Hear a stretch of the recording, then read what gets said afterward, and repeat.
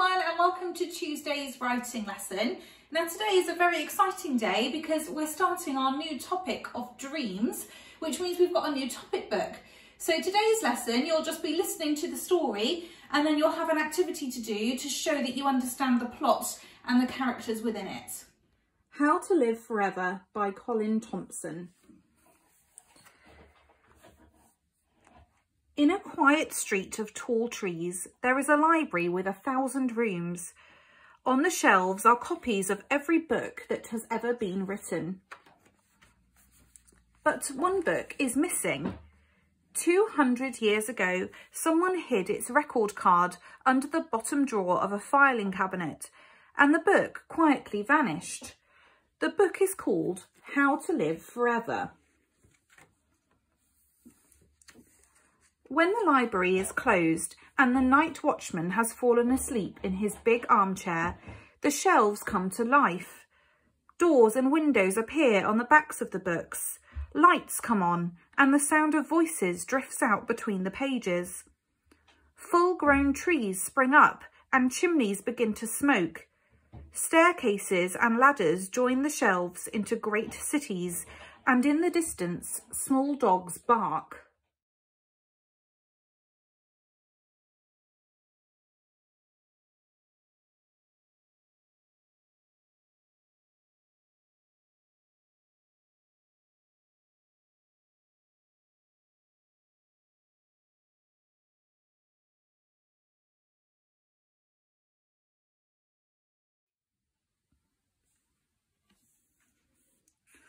On a shelf of cookery books beginning with Q, in a book called Quinces, lived a family named Robinson, a mother, a father, a serious girl called Lucy, and a boy called Peter. Peter was the only person who knew about the missing book. One night, his cat, Brian, chased a mouse into the filing cabinet, and when Peter squeezed in after him, he found the card. When he went to get to the book, there was only a dark, dust-filled gap. Peter decided that no matter what he had to do, he would find the lost book. "If I can find it," he said to Brian, "we will never grow old." Every night for the next 2 years, Peter and Brian searched for the book. On the shelves near the empty space, there were books of age-old medicines and healthy books full of exercises and salads. He walked past rows of books with people in leotards leaping about, eating celery and having their thighs photographed, but it was always the same. When he looked closely, they all had wrinkles around their eyes.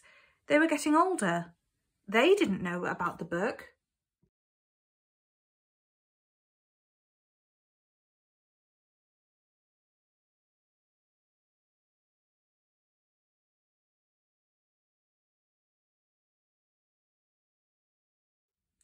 "Where's that boy off to every night?" said his mother.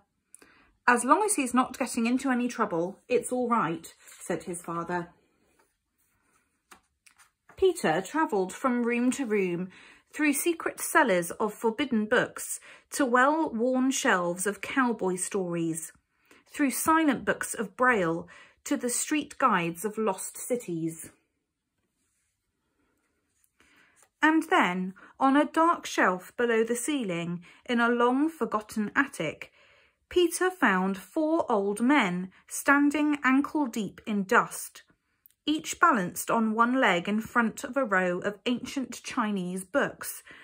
The old men had white hair and deeply lined faces. They surely didn't know about the book.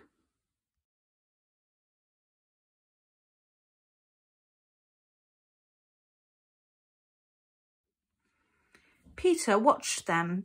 If it hadn't been for their gentle breathing, the old men could have been statues. "Welcome," said the first old man. He put his foot down very slowly so as not to disturb the dust, and bowed. "You are just in time for tea," said the second. He too put his foot on the ground and bowed. The third man did the same. The fourth man didn't move, and when Peter looked closer, he saw that he was asleep. "We don't get many visitors," said the first old man. "You're the first," said the second. Peter followed the old men into a large faded book. It was filled with the scent of spices and ancient memories. Beautiful carpets covered the floors, and red lacquered shelves crammed with 1,000 treasures filled the walls. "You've come for this, haven't you?" said the third man, holding out a small book. Peter took it and read the faded words, "How to Live Forever, or Immortality for Beginners."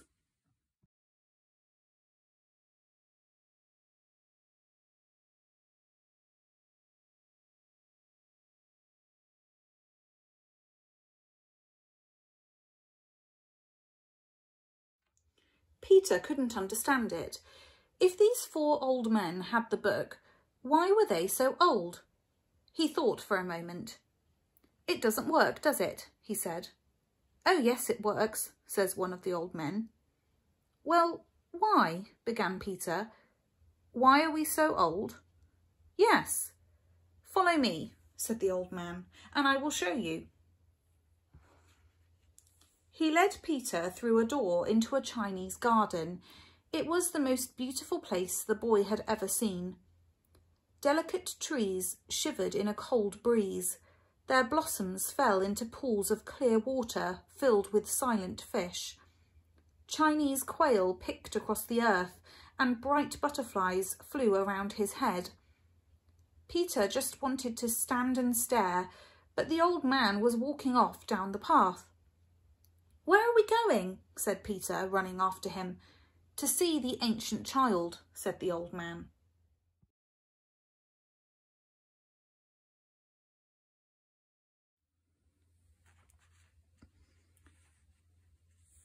Peter followed the old man through the trees into a clearing, and there, in a large chair, sat the ancient child. He was both young and old, 10 and timeless at the same time. His skin was as smooth as a child's, but it was dull and tired. His eyes were a child's eyes, but they were weary and far away. "This young one has come for the book," said the old man. "You mustn't read it," said the ancient child. "It will drive you mad." "I am the only person," he went on, "who has read it and not lost his mind. I was younger than you when I found it, and I couldn't read it fast enough. Then, while my friends grew up, I stayed like this. They grew out of toys and fell in love. They married and had children, and all I could do was sit and watch. Now I'm frozen in time. I keep saying that I had everything, but all I had was endless tomorrows. To live forever is not to live at all, and that's why I hid the book." "Why didn't you just burn it?" asked Peter. "The book is immortal too," said the ancient child. Peter walked through the garden, feeling quite desolate. When he reached the pool, he sat down on the warm earth. All afternoon he watched the goldfish. They too were growing old, but their children were swimming in their shadows. "I won't read it," he said, and went back to the ancient child. "You are wiser than I was," said the ancient child, and led him back to the world. And that's the end. Okay, I'm going to leave you now to get on with today's task. So you can rewind the video and listen to the story as much as you want to. And then we would like you to fill out this story mountain showing your understanding of the story. So trying to remember as many characters as you can, remembering the problem that you came across, and any vocabulary that you found really interesting. So there was that word desolate in the story, for example. Anything in there that you really liked and you thought, oh yeah, you know, I could magpie that for my own work. And once you've done that, that's today's task done.